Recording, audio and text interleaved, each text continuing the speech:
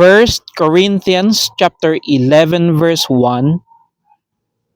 Be ye followers of me, even as I also am of Christ.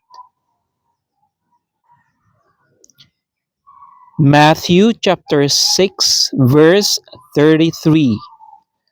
But seek ye first the kingdom of God and his righteousness, and all these things shall be added unto you. Matthew chapter 11 verses 28 to 30. Come unto me, all ye that labor and are heavy laden, and I will give you rest. Take my yoke upon you and learn of me, for I am meek and lowly in heart, and ye shall find rest unto your souls. For my yoke is easy and my burden is light.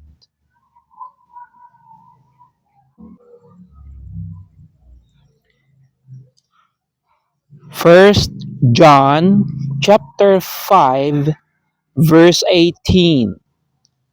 We know that whosoever is born of God sinneth not, but he that is begotten of God keepeth himself, and that wicked one toucheth him not.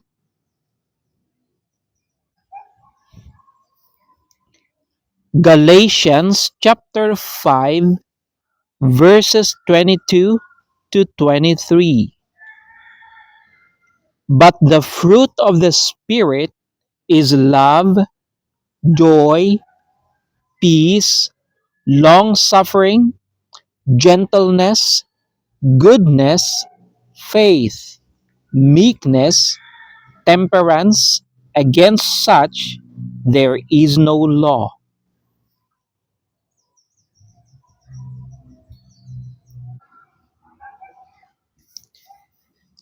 First Corinthians chapter 13. Though I speak with the tongues of men and of angels, and have not charity, I am become as a sounding brass or a tinkling cymbal.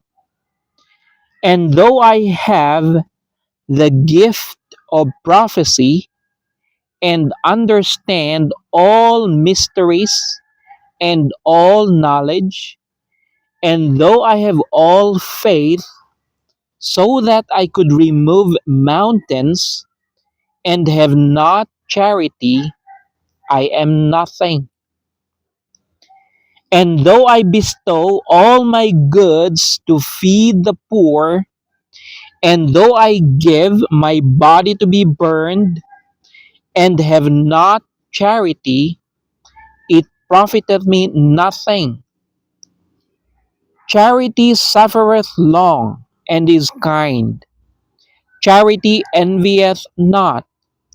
Charity vaunteth not itself, is not puffed up, doth not behave itself unseemly, seeketh not her own, is not easily provoked, thinketh no evil, rejoiceth not in iniquity, but rejoiceth in the truth, beareth all things, believeth all things, hopeth all things, endureth all things. Charity never faileth, but whether there be prophecies, they shall fail. Whether there be tongues, they shall cease. Whether there be knowledge, it shall vanish away. For we know in part, and we prophesy in part. But when that which is perfect is come, then that which is in part shall be done away. When I was a child, I spake as a child, I understood as a child, I thought as a child. But when I became a man, I put away childish things. For now we see through a glass darkly, but then face to face. Now I know in part, but then shall I know, even as also I am known. And now abideth faith, hope, charity, these three. But the greatest of these is charity.